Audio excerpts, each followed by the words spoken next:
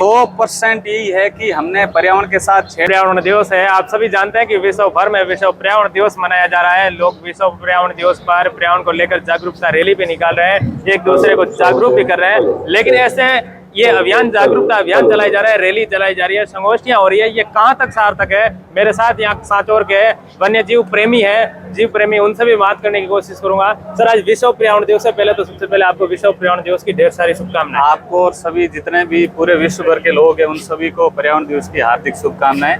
Sir, विश्व भर में आज अलग अलग जगह संगोष्ठियों का आयोजन हो रहा है, पर्यावरण को लेकर रैलियां भी निकाली जा रही है, लोगों को जागरूक भी किया जा रहा है। कहाँ तक सार्थक है ये रैलियां निकलना, कितनी सफलता होती है? देखिए, ये रैलियां और ऐसे आयोजन बहुत सार्थक है, क्योंकि आज हम लोग देख रहे हैं कि विश्व भर में हमारे मानव प्रजाति के सामने सबसे बड़ा कोई चैलेंज है तो वो है पर्यावरण को बचाने का।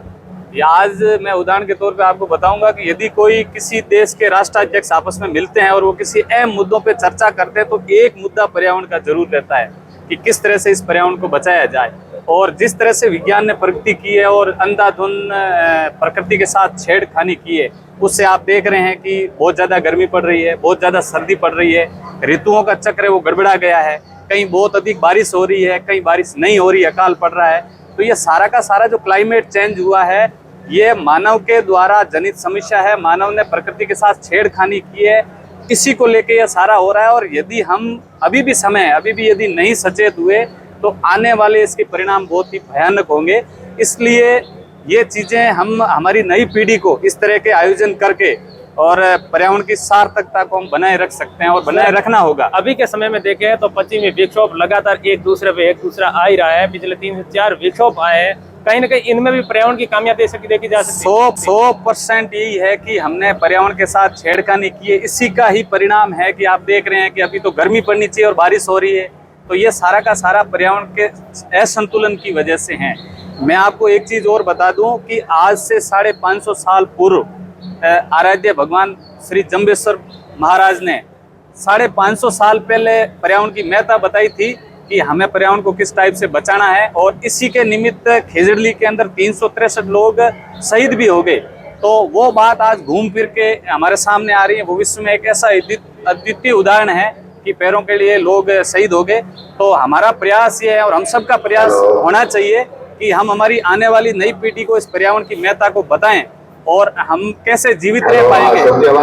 नहीं तो गर्मी इतनी पड़ जाएगी कि हम जलकर भस्म हो सकते हैं, प्यास से मर सकते हैं, ऑक्सीजन के बिना मर सकते हैं। तो इसलिए पर्यावरण को बचा कर रखना बहुत जरूरी है। सर, खेजड़ी की बात करें तो जब कोरोना काल का समय था, लोग खेजड़ी के नीचे सो रहे थे और वो कह रहे थे जब हम खेजड़ी की छाया में सो जाएं तो एक बार हम स्वस्थ हो जाएंगे।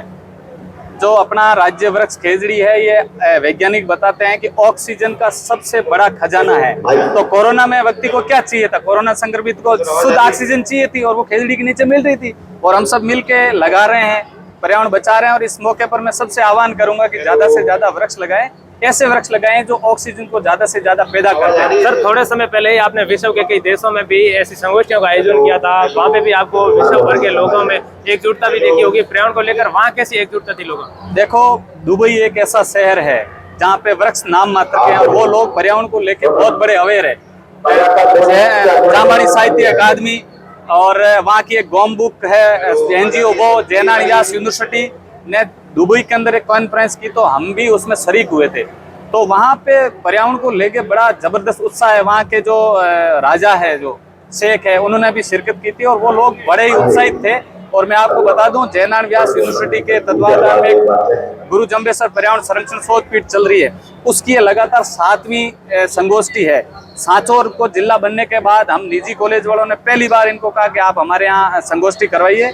इसके लिए मैं माननीय VC साहब, हमारे doctor professor KL Srivastava ji और हमारे शोध पीठ के निदेशक डॉक्टर ओम प्रकाश जी विष्णु को बहुत बहुत धन्यवाद देना चाहूँगा कि इस दूर दराज बेल्ट में हमें ये संगोष्ठी आयोजित करवाने का मौका दिया। और निश्चित तौर से सांचौर नहरी बेल्ट है और ऐसी संगोष्ठी होने से हमारी जो युवा पीढ़ी है वो निश्चित तौर से इस पर्यावरण के प्रति जागरूक होगी और हम पर्यावरण को और अधिक अच्छा बनाने में कामयाब होंगे। सर, आज आपने संगोष्ठी से पहले रैली भी निकाली है, राज्य मंत्री सुखराम बिश्नोई ने रैली को हरी झंडी भी दिखाई, उसके बाद सांसद भी उस रैली में शामिल हुए। इस मामले में कहीं पॉलिटिकल नजर नहीं आए और सब इसमें शामिल हुए, इससे साफ तौर से जाहिर हो रहा है कि पर्यावरण को लेकर सभी जागरूक हैं। देखिए ये तो चाहे कोई भी पार्टी हो, कोई भी देश हो, कोई भी नेता हो, श्वास सबको चाहिए, शुद्ध पानी सबको चाहिए, तो शुद्ध हवा सबको चाहिए, शुद्ध खाना सबको चाहिए, तो वो तो प्रकृति से ही आएगा, पर्यावरण से ही आएगा। इसमें कोई पॉलिटिक्स की कोई बात ही नहीं है। और सब नेताओं को ऐसे आयोजनों में मैं तो कह रहा हूँ दिन भर यहाँ बैठना चाहिए, मंथन करना चाहिए और कम से कम एटलीस्ट उनकी व्यवस्था को देखते हुए एक दिन पूरा उनको एनवायरनमेंट के लिए रिजर्व रखना चाहिए।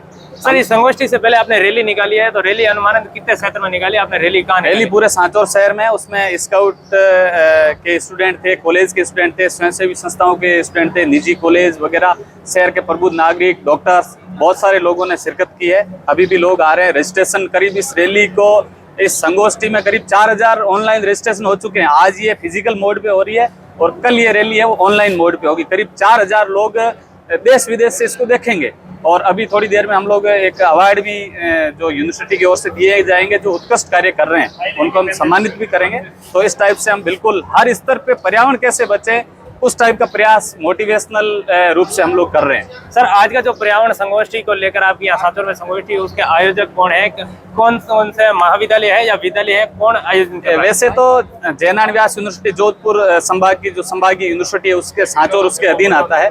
तो इस यूनिवर्सिटी के अधीन में गुरु जम्बेश्वर पर्यावरण संरक्षण शोध पीठ बनी हुई है जो 2016 में बनी थी, तो वो आयोजित करवा रहे हैं। और यहाँ जो लोकल जो आयोजन करवाने का जिम्मा है वो Gayatri college, global college, Oxford college और अमर ज्योति कॉलेज और इंदिरा कॉलेज डूंगरी, हम 5 निजी कॉलेज मिलके कर रहे हैं। और यूँ सभी निजी शिक्षण संस्थाओं का भी बहुत अच्छा सहयोग है और यूँ समझें कि पूरा सांचौर मिलके इसको एक संगोष्ठी को आयोजित करवा रहा है। सर, आज की संगोष्ठी का तो आपने सार्थकता बताई और मैं ये कहना चाहूंगा कि आने वाले समय में भी सांचौर में हमेशा ऐसी संगोष्ठी हो तो पर्यावरण को लेकर कहीं अलग निश्चित तौर से हम करवाएंगे। सभी से अनुरोध करूंगा कि करवाएं।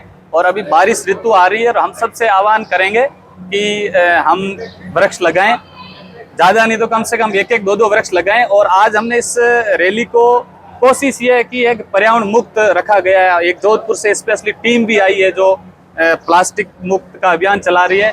और हमने कोशिश की है जो भी गेस्ट आ रहे हैं उनको भी प्रतीकात्मक रूप से हम एक वृक्ष दे रहे हैं कि वो ले जाके उसको प्लांटेशन दे रहे हैं, स्मृति चिन्ह। हाँ बिल्कुल, हम स्मृति चिन्ह भी नॉन पोल्यूशन वाला है, लकड़ी का है। और हमने इसको दूसरा माला साफा जिससे प्रकृति को नुकसान पहुंचे उससे पूर्णतः इस कार्यक्रम को मुक्त रखा है।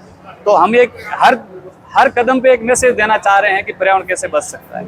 ये थे मेरे साथ पर्यावरण प्रेमी सुरेंद्र जी बिश्नोई, एक सांचौर में निजी कॉलेज चलाते हैं ग्लोबल नाम से, और इन्होंने इस प्रोग्राम के बारे में पूरी सार्थकता बताई और आने वाले समय सांचौर में ऐसे प्रोग्राम भी होने चाहिए जिससे पर्यावरण को लेकर अलग भी जग सके। ओम प्रकाश चौधरी, सांचौर।